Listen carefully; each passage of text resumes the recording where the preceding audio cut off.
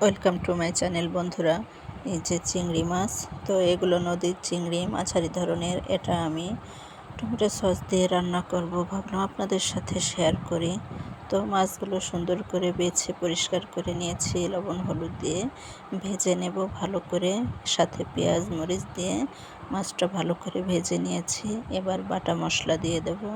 এটাতে আছে আদা রসুন আর জিরা বাটা, আর লাল দেখতে পাচ্ছেন, হ্যাঁ, দু একটা পাকা মরিচ দিয়েছি, তার জন্য তরকারিতে একটু সুন্দর লোক আসে, দেখতে ভালো লাগে, একটু ঝাল ঝাল হয় এই।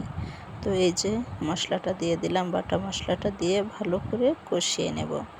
আর হ্যাঁ, চুলার জালটা একটু লো আঁচে রাখবেন, যাতে মশলাটা পুড়ে না যায়। মশলাটা পুড়ে গেলে তার স্বাদ গন্ধ দুটোই নষ্ট হয়ে যাবে। তো আমি ভালো করে ভেজে নিয়েছি। এখন আমি সস দিয়ে দেব। এই যে পরিমাণ মতো দিয়ে দিলাম। আর হ্যাঁ বন্ধুরা, এই সসটা কিন্তু আমি নিজের হাতে তৈরি করেছি। সারা বছর এভাবে তৈরি করে টমেটো সস আপনি রান্নার কাজে বা যে কোনো ফাস্টফুড জাতীয় খাবারে ব্যবহার করতে পারবেন, আমি যেটা করে থাকি। তো আমি সবসময় চেষ্টা করি খুবই সহজভাবে স্বাভাবিক যে জিনিসগুলো আপনাদের সাথে শেয়ার করতে।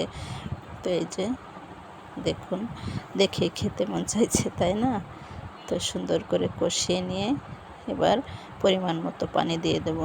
যেহেতু চিংড়ি মাছে বেশি ঝোল রাখা লাগে না বা ভালো লাগে না, তো সেদ্ধ হওয়ার জন্য যতটুকু পানি দিয়ে দিলাম, বাস, তেমন আর কিছুই দেওয়া লাগে না। চাইলে আপনি দু একটি এলাচ দিতে পারেন, নইলে না, এটা অপশনাল।